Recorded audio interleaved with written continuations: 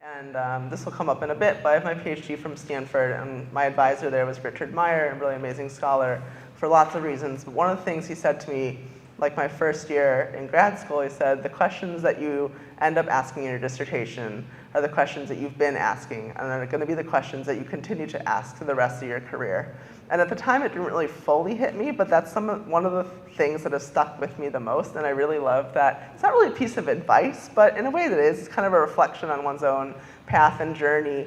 And just no matter kind of which road you take or how it gets you there, I feel like that's really true. The questions that you're asking, maybe you end up learning how to formulate them better, or you definitely formulate them in different ways. And I hope that that's on view tonight in this talk and a kind of reflection. So I've decided to offer you a big breadth of kind of my career thus far. Maybe it's like an early mid-career survey, I guess. But I think in some ways it's helpful to see kind of all the different things that amount, I think in a lot of ways, to the questions that I'm asking, which I think Sam and Alex really greatly kind of introed for you, which are really about the archive, artist, art historian, visual culture, queer identity, terminology, language, how we read works of art or images, and what we can do as curators or artists in an exhibition space and a community space, and kind of how those things overlap. So that's maybe the précis. And just for those of you who are maybe unaware or haven't been yet, One Archives is a physical space. We are now located in a building, in an old fraternity building, just north of main campus off of Hoover and Adams. This is 2 views from today, so very current, of the reading room with some researchers. Shout out to 2 of our archivists, Lonnie and Michael, have both been at the archive for a very long time, and I'll say, you know, it's really great to have this reflection of my own survey and work, but this is not anything that I've built by myself, and I will try to highlight as much as possible throughout all the other folks who have been involved. And so the first being the 2 archivists who have been at the archive for 10, 15 plus years, are amazing resources of knowledge for anyone who's been at the archive, and have really welcomed me into that community. So this is the space, come visit us. Robert Andy Coombs Show is open through mid-November in our space. And we are also open for anyone to do research. You just need to make an appointment. You don't even need to know what you want to look at. Just make an appointment, come, we will help you do that. And so now we're going to roll the tape back. Not all the way back, but this is me in college. So I went to Princeton, and I majored in art history. Surprise, surprise.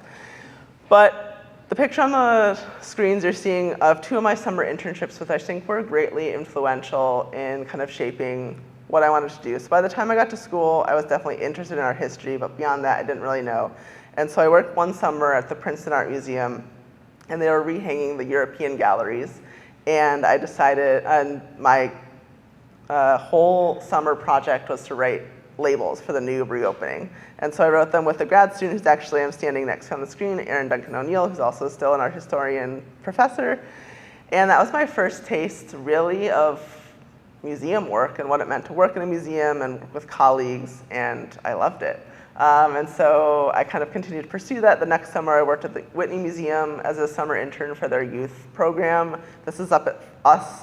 It was about 12 youth high schoolers, and we took trips around New York City, which was amazing, not just for them, but for me, to get an exposure to so many different organizations. This is at 5 Points, which no longer exists, which is this amazing kind of graffiti art site. And so I kind of mentioned these early moments, and you'll see this is really kind of me kind of going back through my own history, but also as an offering of how you shape one's career and how you kind of figure out where you're going. And I think half that path is decided for you, of course, based on the opportunities that are available, or luck or skill or some kind of combination, and the other is a real determination to keep pursuing what you want to do, even if it's really hard. So I will try as much as possible to not make this talk just a amazing occurrence after amazing occurrence, because we all know that's just a facade, and there's so much work and failure and disappointment that goes on behind the scenes. So I'll try to reference that when I can, but also know that that's there as well. And I think that's a really important part of the story for all of us to share, because it's really easy to kind of just highlight the amazing moments, and it's a lot harder to talk about the moments that were hard. But just to finish off my undergraduate career, I guess, and to kind of go back to what Richard Meyer said, which is the questions that you're coming in with are the questions that you continue. These are 2 works that you're seeing by George Bellows. So early 20th century American painter, often known for seascapes and other paintings. This is his famous Daggett Sharkey's painting on the left of a boxing scene, and about 10 years later, he did this print called The Shower Bath. It was in the Jonathan Katz exhibition of queerness that toured around. And this was my first taste and attempt. I think I should have gone to the archive and gotten the title, but I think my undergraduate thesis, everyone's required to write a thesis at Princeton, which was amazing because it really gave me a taste for original scholarship and kind of long writing. And at that point, I decided it was something that I did, in fact, want to pursue, was like, what is queer art, or what makes queer art, or what is this gay art, something like that. And it was George Bellows, and it was kind of already, the tip of kind of that discussion was there because the shower bath was in the show. But anyway, this was my foray into the world of kind of queer theory, feminist theory, art history, visual culture, and kind of everything in between. And I show this now, and I have so many more things that I could have would say now that I didn't say in my thesis then, but I think the kernels were really true, and I was really interested in looking at the whole oeuvre of George Bellows, like across one artist. And so some of these questions that come up, and one of the things that Sam and Alex asked when we were chatting before this talk was kind of like what goes into the archive and how you decide what fits and doesn't fit, and this is kind of an ongoing question, so I don't think there's ever a resolution, but it was like, is the artist himself gay, queer? How do they identify? Okay, that's one theory, but that's not the only thing. What does the work look like? Does that work require, some kind of different treatment? I love like the early catalogs of George Bellows. They explain his interest in scenes like this, saying that he was really interested in the male figure, or like athletic builds or other kind of things that are really amazing to read. And that's maybe true, but maybe there's something else going on as well. And so I think this was kind of my first foray into that whole world. And so by the time I finished Princeton and took a year off, I knew that I wanted to go back to grad school and pursue art history and kind of queer art history for whatever that meant, kind of as capacious or not capacious as I thought of it at the time, and really dedicate myself both to that scholarship, but also in a context that was public facing, so interested in kind of at the time more museums. Archives came into my view a bit later, but of what that would mean. In the interim year, I worked at the Terra Foundation for American Art in Chicago. Here's where some of the failures come in. I did not get a job immediately after college. I did not get that internship at MoMA that I was a finalist for, and lots of other things. But I started to apply to grad school and ended up working at the Terra Foundation, which was absolutely amazing. I learned so much from them. I'm still in touch with them now. I started as a kind of assistant filling in for someone who had to go on medical leave, and ended up doing lots more than that, learning how their grant program worked, working on a few exhibitions that were happening at the time. And it was an amazing opportunity. For those who don't know what the Terra Foundation is at all, it's a foundation based in Chicago. They used to have a physical museum on Michigan Avenue, which is kind of the main drag of Chicago. They closed their museum. They still retain their collection, which they loan out, but they now focus on giving out grants to support original scholarship on American art and kind of American art in an international context, as well as a lot of Chicago-specific history now. And so that was kind of my year before grad school, and then I went to Stanford to pursue a PhD in art history, already knowing that, one, yes, I was interested in research, but two, I was really interested in pursuing as many opportunities as I could find in the kind of museum realm to get practice and what that meant, what that looked like. That's what you'll see.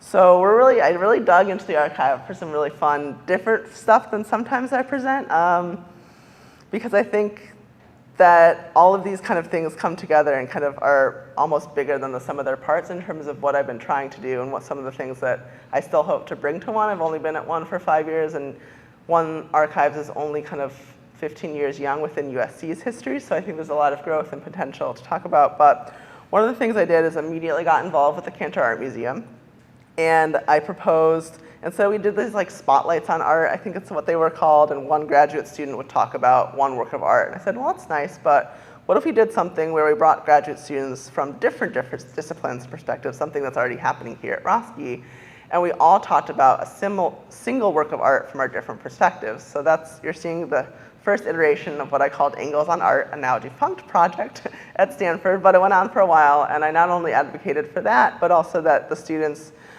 should be paid for their work. A little something to show that this is above and beyond their kind of standard, and to have buy-in not just from art history grad students, but elsewhere. So a little nod to, I think, what was already kind of a real interest of me, which was bringing people together who have different backgrounds and scholarship perspectives, and to talk about just one work here, because I thought that was really valuable. And we didn't just need like art historians talking about a work, but we needed engineers and scientists and musicians and other folks to also weigh in and also learn how to look at works of art. So a part of this was kind of learning about how you talk about a work of art in the museum and kind of doing that training. And obviously it went far beyond just a work in the museum, but how to evaluate like any image you're seeing in daily life, which becomes more and more important kind of every day. I also had the opportunity to curate an exhibition similar to kind of what the MAs do here, but this was part of our grad program.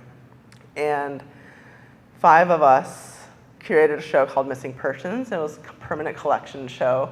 I got to do one of my all-time favorite, I think still, activities, which is pour candy for a Felix Gonzalez Torres sculpture, which we had on loan from the Art Institute in Chicago. So pulled that photo for you for the archive of pouring that candy. But it was really a great learning experience in lots of ways. We produced a catalog. I had to work together with other graduate students. We had 2 faculty advisors. We had a lot of cooks in the kitchen, and it was entirely a permanent collection show, and that was my first taste of what it meant to work within the constraints of a specific collection and how to do something thematic within them. I also had the opportunity and pursued the opportunity to work on another bigger exhibition while at Stanford. Stanford had acquired all of Andy Warhol's contact sheets my first year on campus, and by the end we put together a show with Richard Meyer and Peggy Phelan and my fellow John Davies, shout out to him, called Contact Warhol, Photography Without End. And that was really interesting experience in lots of ways, really big learning experience, but I think one of the things that I took away from that was how do you make an exhibition from lots of tiny objects in part? You know, contact sheets are small, they're hard to see, they're not really meant to be works of art, they were never really intended to be seen.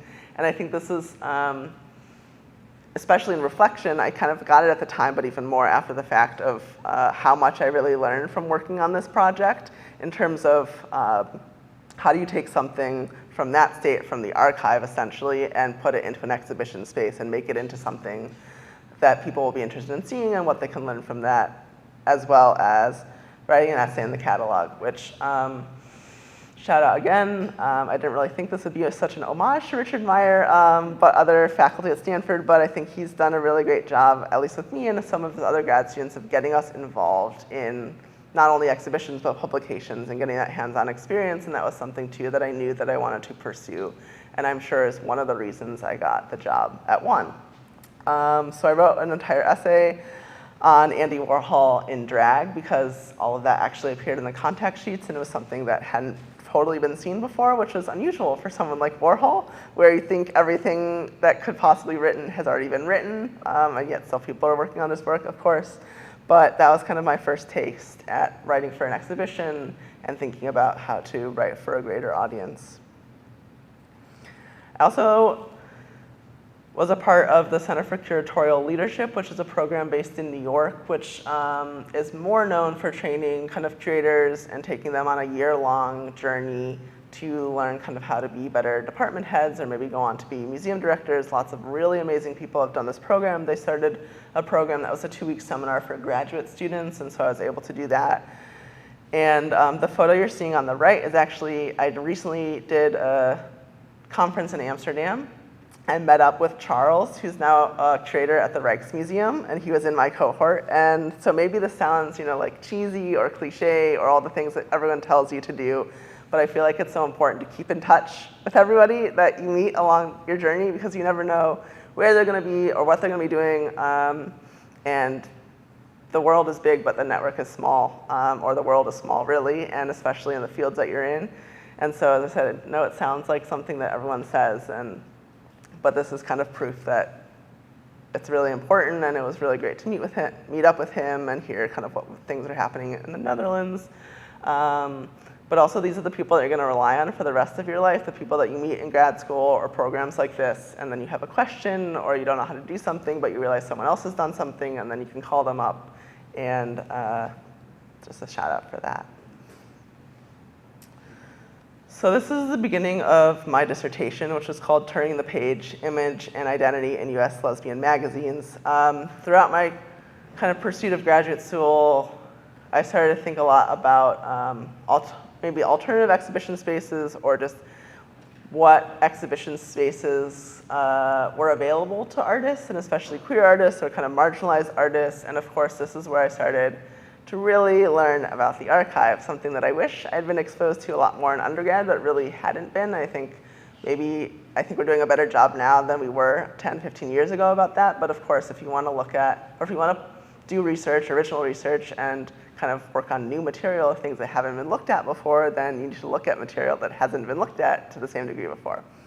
Anyway, it sounds obvious, and I feel like maybe another refrain of this whole talk or my whole career could be like, you're saying lots of things that seem really obvious, but until someone says it, until someone does it, it's actually not as obvious as it might seem. So I was really interested in pursuing kind of what a lesbian visual culture or art history would look like. And of course, there's like 3-ish books out there. Harmony Hammond's written a textbook on lesbian imagery. And there's a few others, but not a lot. And so I think in passing, I had heard about this magazine called On Our Backs, which maybe some of you have heard of. It's like a humongous lesbian magazine in the 80s. And so that kind of started me on this pathway and journey and realizing that a lot of really amazing artists who we know, this is a drawing by Alison Bechdel, but many other artists who we know and some who we don't know had been a part of these magazines like this. And so I ended up writing a dissertation looking at kind of 5 different magazines through different decades, thinking about kind of a twofold, how the visual culture and artists in these magazines had kind of shaped and defined a lesbian identity that was not always consonant with the text, and that these magazines worked as an exhibition space or a space where artists could show their work. And so this is just like a tiny teaser of what I looked at. So I looked at The Ladder, which is the first ever lesbian magazine published by Daughters Abilitas. And in San Francisco, Dyka Quarterly, New York. On Our Backs, you're seeing amazing photograph by Honey Lee Cottrell, an amazing photographer. Could say way more. Ashe, which is a Bay Area Black lesbian newsletter, Sarita Johnson. And then the end is kind of on LTTR, which is and is not a lesbian magazine, is and is not kind of a lesbian magazine, and lots of other is and is nots, in a kind of fun way to open on this question about kind of queerness and lesbianism and identity. And that's kind of maybe another through line that I think has really carried through, is really interrogating these terms that we use, and something that has changed even so much. And I think it's great that you guys mentioned kind of the digital age as your way in. So now I feel like these magazines circulate on Instagram tons, and people are way more aware. When I started this work in 2015, it was almost non-existent. So 10 years later, things have really changed, and I think ways that are really interesting. But one of the things I was interested in, and something that you can't get in the digital form, was the physicality of these magazines. And so some of you maybe have heard this before, but Turning the Page became both a kind of very metaphorical Sarah Ahmed acknowledgement of turning and the idea of difference in identity, but it also became a very physical experience of literally turning the pages of these magazines and the experience of having them in your hand. So that's the front cover. I'll make this kind of short. That's the back cover, so you can turn it over. And then if you want to put them together, all of a sudden you have a picture that wasn't offered with just the front or the back. And I won't go back, but Alison Bechdel, well, maybe I will go back actually, also plays with this. So what you're seeing here is a view that you cannot get from actually viewing the magazine, because the first 2 pages are the front, like one spread, and then you have to literally cover the lesbian of like the 50s, 60s, and 70s to get the lesbian of the 80s. And there's this really interesting occurrence that happens. I guess I should have like a GIF in the PowerPoint where you can see how literally the physicality of these magazines played into kind of the content that they were creating. And so that was something that was really fascinating to me, and I think something that's really carried through, and how important it is to actually hold these objects in your hand or see works of art in person. Really amazing research come out recently about how much more brain activity happens when people look at works of art in person, something I think that a lot of us felt but didn't have the kind of scientific evidence for. Anyway, very side note, but something that was really interesting to me. One more shout out, I was able to be a part of the 2nd edition of Art and Queer Culture and wrote about 5 entries on artists in there, learning about artists who I hadn't known. Also included Lola Flash, who, thank goodness, is now having a humongous moment. At the time, I had to fight for inclusion in this publication, which is kind of crazy in retrospect. And the behind the scenes to this, which I'll just mention briefly, myself, John Davies, and Kyle Metzger were the 3 graduate students who worked on this. And we compiled a spreadsheet of over 500 artist names to add. And I think, I can't remember how many we were able to include, but maybe like 30 or something. It was quite the process, and what a learning process involved with that back and forth about who should be included, who shouldn't, and kind of all of those decisions. Performance art, I fought really hard to include here and elsewhere, but again, I think something that really shaped my career at One and the kind of behind the scenes. So not the kind of perfect cover images that I'm showing, but kind of all of those hard conversations that go into something like that. Okay, so that brings us, that's the pre-One career, I guess, and now that brings us to One. So back to One, and I'll give like a very tiny history and then kind of briefly go through just a wide variety of projects that we've done over the last 5 years. So just to showcase kind of all the things we're doing and then kind of preview a few things still to come, of many. But maybe we'll pause here, and I think some of you that I look out in the audience and know are very familiar with the archive, and others maybe not quite as much. But what are some of the materials that you think we might have in an archive? Or if you just use the word archive, what do you think might be included? Yeah, please just shout it out. Like photographs. Photographs, definitely. Letters. Letters, yep. Someone over to me. Audio video, yeah, so videos and audio recordings, yep. What else? I think you said like personal archival materials. Like personal recordings, writings. Personal writing, recording, yeah. Mm-hmm. Ephemera, definitely, yeah, like buttons, matchbooks, all sorts of other goodies. Anything else? Maybe some first edition books or some interesting rare books. Rare books, first edition books, definitely. I guess I like kind of previewed that. We do have those book stacks in the photograph, so yep, 100% books, very important. Art, yeah, we do have some art. We actually have a lot of art. Journals, yes. Journals, art, photographs. Oh, one over here, yeah. Costumes, thank you. Okay, well, I have one to preview, but that's to come. Yes, so exactly. I mean, all of those things and more, and I think I love asking that question because I think some of us think of the archive as like dusty, dry papers, which definitely we have. But we have a lot more than that, and that is one of the ways that One Archives in particular is rare in that we collect a wide variety of materials, including works of art and archival materials. I also kind of don't like that distinction because we have so much art in the archival collection, tons and tons of it, in fact, and that distinction doesn't really fully help us, but we have lots of archival collections. We have over 30,000 books. We also have 8,000 plus works of art and lots of films, videos. We also have a huge poster collection, which isn't even on this list right here, and something called the subject files, which are unique to One Archives. This talk doesn't really go into our collection in depth and how to use it, but if you're interested in that, please contact us. I can also put you in touch with our archivists who are really great at helping people understand the archive and what's in there. Some of the exhibitions that I will show you will showcase some of that breadth, but it is far greater than that. And some of these collections are really easily searchable through USC. Our periodicals, our serials are newly accessible through the USC library catalog, which is fantastic. Some of our collections, like the art and the costumes, are really hard to find right now. We are working on that. I thought when I started that was about a 5-year project, but we're gonna say that's like a 10-year project. So come back to us, but also get in touch if you're interested in those things, and we're happy to kind of make them available. I'll make the history of the archive really, really short because I want to get to other stuff, but basically the archive started as soon as One Incorporated started, which is kind of our partner or broader organization, in 1952. The main beginning impetus was to publish a magazine, which started in January of 1953.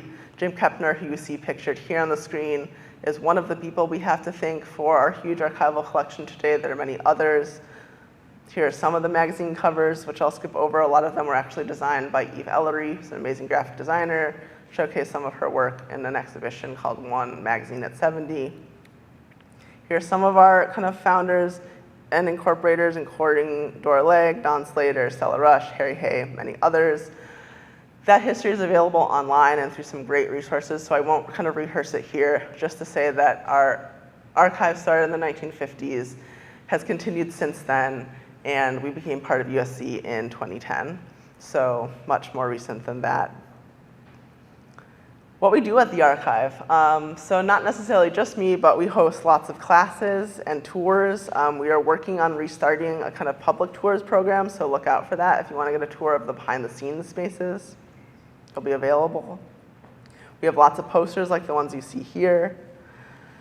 We host people in the archive. Something that I've been really interested in, maybe this goes back to my interest in getting people hands-on with objects, is having scholars come in and having items for them to look at. So this is Gail Rubin, really amazing scholar of leather history and archives, including and much other sex work at lots of other things. And we brought out a bunch of materials, and it was kind of an amazing afternoon where she went through one by one and told stories about every item on the table, and was an amazing kind of testament to how each of these items holds so much history and memory, but they are only activated by people. So I always love this, that I'm in an archive with a lot of stuff, but people mostly relate to people and other stories, and we are only as good as people who come do research at the archive and use those materials and publish them in books and articles and exhibitions and community newsletters and everywhere else. And so all of us at the archive work really hard to work with researchers and community members who come in to find what they're looking for and kind of activate it. And I don't think that's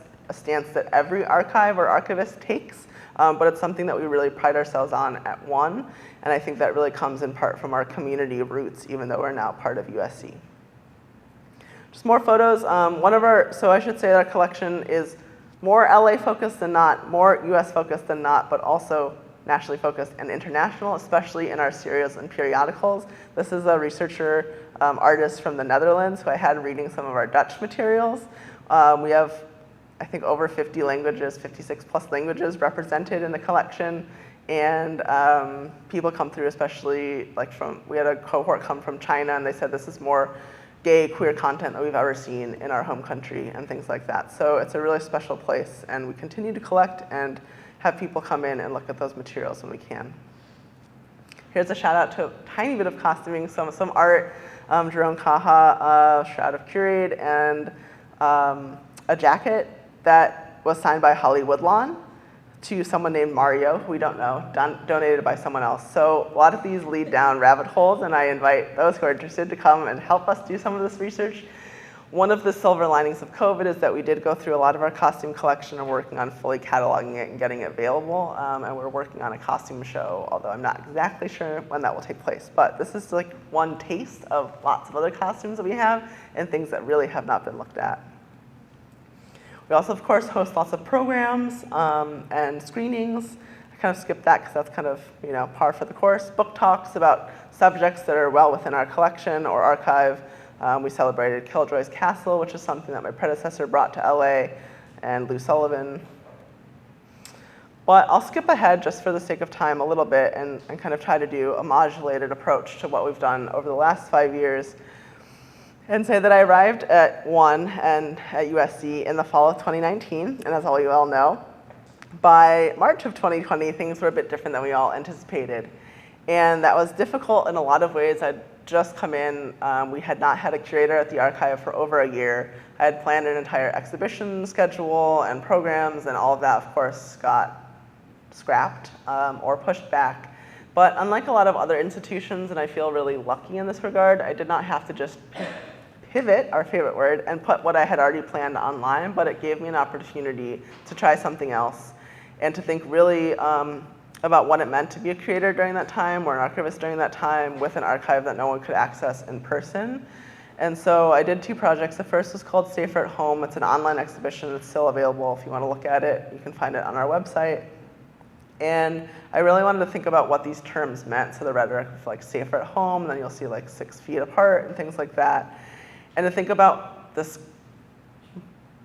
idea of safer at home from a kind of historical perspective, something that I've been trained to do, think not just about the contemporary moment, but about historical and what we had in our collection, and think about how home isn't always the safest place, especially for queer, trans, BIPOC youth, and that what it meant for especially those folks to be stuck at home in spaces like that, and to think about other contexts where home or places of home hadn't been safe, or other kind of previous pandemics. And I have a lot more to say about the kind of relationality between COVID and AIDS. I think there's a lot of ways in which that kind of parallel isn't very helpful, but there are also some in which it was extremely salient and pertinent. So I started the whole project with this poster that was Welcome to AIDS Care in Los Angeles County, take a number, and basically proposed available beds 20, the number of cases far exceeding that, and that just felt at the moment also relevant when we were having very similar things happen with hospitals and COVID. And so it really grew from there, and it was my own personal figuring out what it meant to be living in COVID, but I felt like at the time it was something I could offer to others to connect with. And so I posted weekly on Instagram, collected more images through the online exhibition, and kind of it branched out from there. So this is some of the items that were included. It ranged from Ron Grayson and kind of active protest to kind of completely unknown half-naked woman in the woods, and everything in between. But I just felt incredibly lucky to be able to do something like that at the archive and try to offer that to others. I also invited 4 artists working during the pandemic, and this is kind of some of what we're talking about funneling tiny resources that we have to people who needed it. So finding 4 artists to help support their work during the pandemic and have them talk about what it meant to be working at home.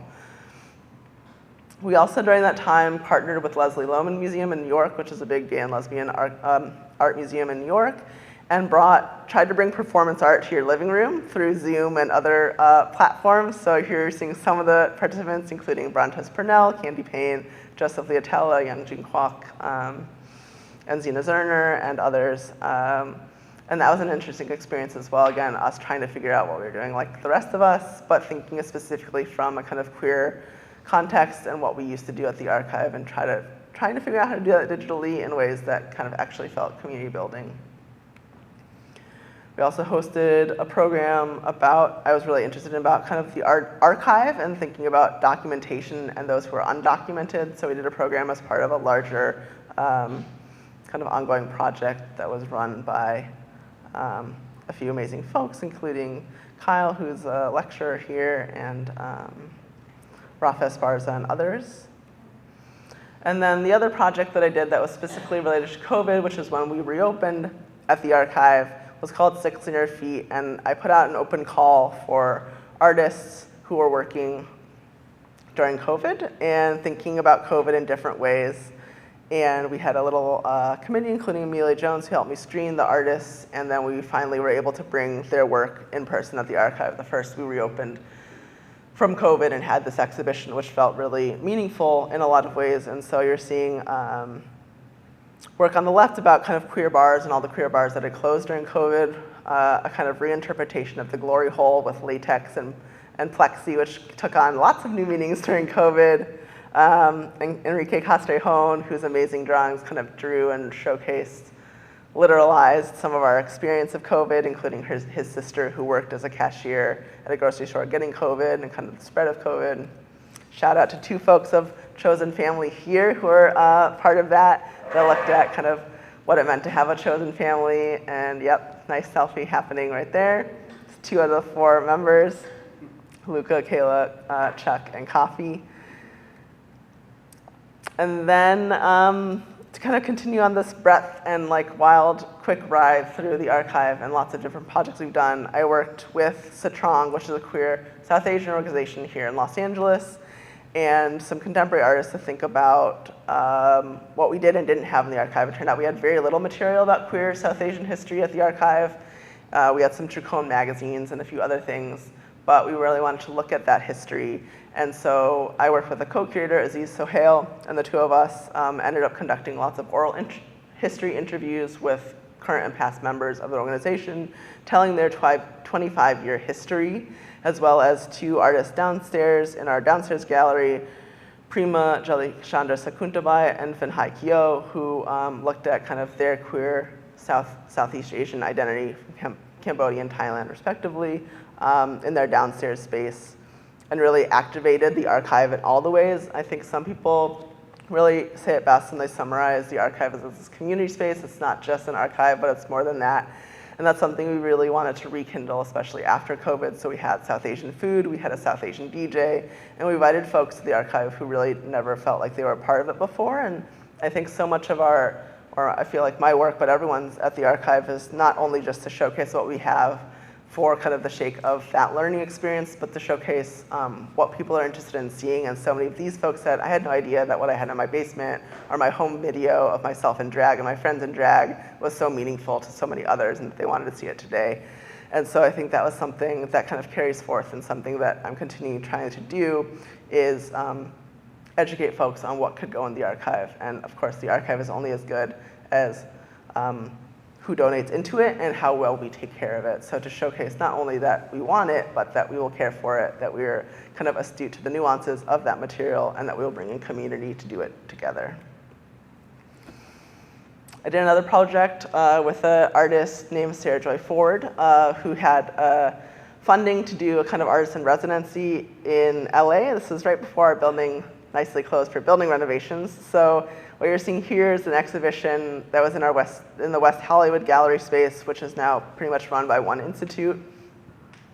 But Sarah Joy looked at our lesbian pulp collection, as well as lots of lesbian literature and lesbian publishing. Some of that's actually on view in the LGBT Center show that's up right now that Andy and Robert and others curated.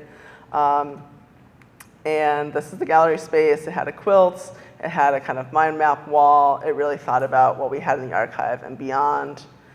This is the other view of it. And on the wall was really our attempt to think about, and I should have brought a close-up. Here we go.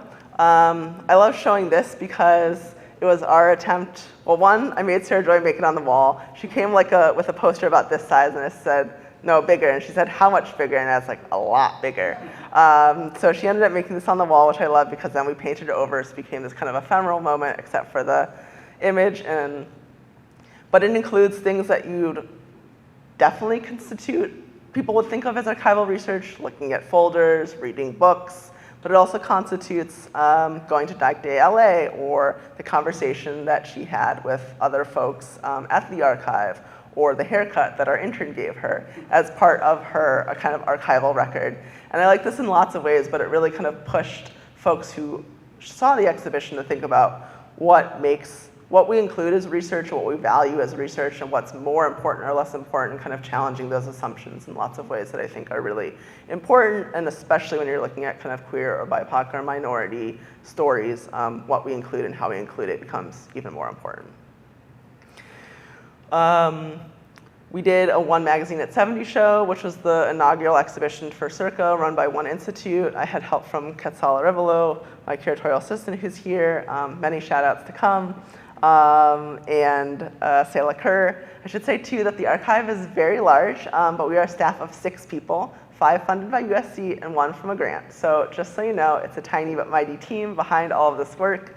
And what you see is in a lot of ways a labor of love, because we need more staff, and it's very difficult, but it's something we all really care about doing. And we looked at One Magazine's history from a variety of angles. Just to push how much we could do at the archive and what spaces we could use as exhibition spaces, we hosted a project called Blood Baby, which is spearheaded by Meg Foley, who's an artist based out of Philadelphia, this winter. And we activated our garden space behind our archival building, and they did a whole performance outside, which is what you're seeing on the right, as well as a kind of more traditional video installation in our downstairs gallery, a kind of interactive exhibition in our upstairs space, and a performance in our reading room. This is all about kind of queer gestation and family and chosen family and things like that. But it was really difficult in a lot of ways to host this at our archive, and also I think really important in a lot of ways. And I'm always looking for artists to work with who are pushing the envelope, and I think as a team we're really interested in trying to host that at a space like the archive, because I think we can. Obviously there's always some constraints, and it can be difficult in other ways, but I think we learned a lot from it, and there's so much that goes back into the archive when we do projects like this. And then almost the present. So this summer we opened an exhibition called Robert Andy Coons, no content warning. Myself and a fellow friend actually from grad school, Kyle Metzger, curated the show from Robert of his work. And I'll show you. You can see this right now. It's still up, so please come to the archive and see it. Robert is a queer disabled photographer. He is a MFA from Yale. He was in a gymnastics accident that left him in a wheelchair. And so this gave us the opportunity, the archive, to really bring in some of the conversations that in some ways I could bring out 20 collections that were very similar to what the work he was doing about kind of queerness or gay sex, disability, and things like that, but in other ways, something that we hadn't showcased quite the same way. He works really to showcase and highlight kind of queer desire or gay desire in disabled people. It's not kind of an oxymoron, but something that still exists, of course, and thinking about how that happens. And a lot of the wall text here really is from Robert's voice. He's a really amazing advocate for his own work. And we're really delighted at a place like One to be able to put something like this on view. Robert, of course, has had difficulty showing some of his work in other spaces, or galleries are really selective about what they will and won't show. And I feel lucky that at a place like One, in a space like our archive, we're able to show works like this for really kind of great purposes. And I just had a class come in that's being taught on queerness and disability and have an amazing conversation in front of these really large-scale works of art that was really generative. And I think stuff like this is really important to put on in a space like One, in a space like a university context where people can really learn from it. And so the other show we have open right now, which hopefully some of you have seen and the rest of you will come see, is called Sci-Fi Magic Queer LA. The book already got shouted out. It's our Getty Pacific Standard Time exhibition. We've been working on it for 5 years, or I've been working on it for 5 years. So basically, 1 month after I arrived at One Archives, I had to submit the letter of intent for this project, basically knowing very little about sci-fi, very little about the occult, and a lot about queerness, but not always more to learn. Thinking about, so the main theme for Getty Pacific Standard Time is art and science collide, and so we kind of thought about science fiction and the importance of early science fiction fandom and the occult on early queer history. Some of the shots of the exhibition, I won't talk about them in specific, but one of the main kind of impetus for the exhibition was that we had a lot of sci-fi material at the archive, and the question is like, does this fit or does it not? Is this anomalous to what we have, or is really telling a part of the story and the history that we haven't yet told? And I think that's something that's been a constant through line for me as someone who's really interested in kind of queer history and what history can tell us today, to look at something like this. So this is an exhibition that really looks at the 1930s, 40s, 50s into the 60s. We dabble in the 70s, but don't really go there. We try to take pre-Stonewall about stuff that I knew a lot about, early queer organizing, One Incorporated, and others, but a kind of whole history and involvement and importance of science fiction fandom and the Los Angeles Science Fantasy Society, and lots of artists who were working across these realms in what we thought were kind of distinct fields that really aren't at all. And then we also look at kind of magic with a K, thinking about the kind of conjuring alchemical magic, stories by Jack Parsons and L. Ron Hubbard, of course, and Marjorie Cameron, Rick Cameron, Curtis Harrington, Kenneth Anger, Inauguration of the Pleasure Dome. This is a very tiny teaser to what is a very large exhibition, and I hope that you'll come see it through upcoming programs or things. And I was hoping that, I don't think I put the map in there, so sorry. But I'll just use this. One moment. Omnivore designed an amazing map of the exhibition, which I didn't put into the slides, but you can see right here, because I think it's really important.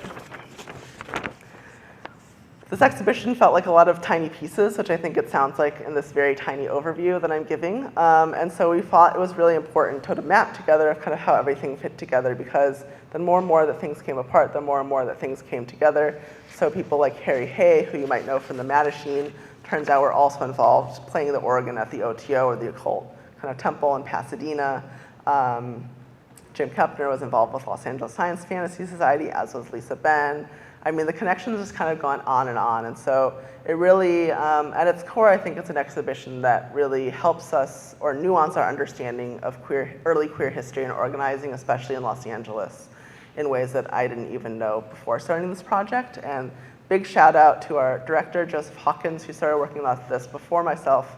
Kelly Filleries, who's been a researcher on it and is a real expert in Cameron and the occult and other things. Quetzal Arevalo, without whom none of this would have happened. You see them adjusting the costumes. So our last little bit is on the Scottish Rite Temple and Scottish Rite Freemasonry, and thinking about kind of that as a homosocial space with costuming and pageantry, and a very LA story with their backdrops, because they did not order their backdrops from the Scottish Rite catalog, but in fact employed LA scenic backdrop painters to paint them for them. So that kind of leads to upcoming. But first, we have an upcoming program on November 17th that's going to look at the backdrops. More on that in a moment. But on the note of it would not have been possible just with myself, I want to shout out some of my former interns. So Al is the first Getting Miro intern I had, then I had Ren, both of whom really helped push our kind of social media, something that I haven't really focused on a lot here, but has been another aspect of this kind of education point of like what's in the archive, how do I access the archive, can I come, is this a space for me? And so I felt like social media and campaigns like that were really important. I didn't subject anyone to watching Instagram videos live, but if you want to check those out, or TikTok, they're there, and some of these folks have been really instrumental in getting that process started. Were those the Gen Z made this video? Like Gen Z walkthrough of the Yeah, so that was, O was our last summer intern who's still working for us. They just made a video for Sci-Fi Magic Queer LA. They did the walkthrough. And so that was something I really wanted to highlight at kind of the end of this talk too, is the importance of the combination of scholarship and humor, or scholarship and kind of invitation or community, that I don't think those things are at odds, but rather go hand in hand. And the more inviting we can be in lots of ways, the better all around. So I think the videos are really funny. Like Ren made one, excuse me, was we were moving out of the building for renovation, and so took a photo of the stacks being full, and then said, what happens when we remove all the queer material? Snapped their fingers, and then there was nothing. And so, videos like that, on the one hand, it's kind of a throwaway, it's funny, it's supposed to be light, and on the other hand, it really is educational, because it tells people that every single item we have in the collection is queer. That is our mission, and that's what we serve. And so I think those things are really important, something I want to continue to work with others to be able to do things like that in ways that I think kind of serve our mission and multifold. Last shout out to Bryce and Diego, who are two former MA students here who really helped during COVID catalog a bunch of our collection and lots more. You see them trying to take pictures of really difficult items at our offsite storage. So you're getting a tiny bit of the behind the scenes and not just the glamour, but I felt like I couldn't give a talk like this without kind of specifically highlighting some of the folks that make all of this possible. Joseph Hawkins, our director there. And so I will just end with some of our upcoming events. Hopefully some of you are signed up for our huge Halloween extravaganza called Drag Me to Hell next Tuesday night. Quetzal is really spearheading that. It's going to be fantastic. Please come in costume. We also have an event with Karen Manis, who I mentioned briefly, on Hollywood backdrop painting.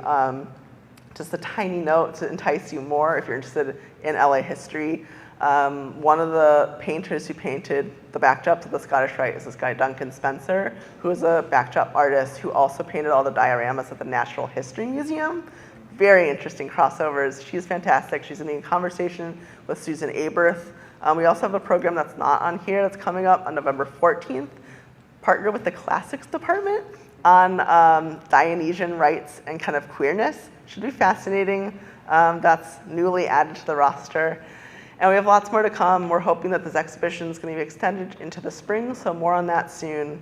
I'll also say we have works that we're loaning to the Getty for an upcoming exhibition they're doing starting next fall on queer photography. I've written an essay for the catalog. This is a sneak peek cover. Hopefully I'm able to share this. We're also doing a winter event with Kaya Press, looking at their history, and spring summer with a new collections show and fairy prints call show on kind of radical fairies and sanctuary space and things like that. So lots more to come as all the other programs. I think we're going to do one on books by Claire Croft on Jill Johnston and others. But I'll leave it there because I'm going to try to stop mostly on time so we have lots of time for questions. And thank you for being an attentive audience and listening to my almost entirety of what I've done thus far in my life. So thank you.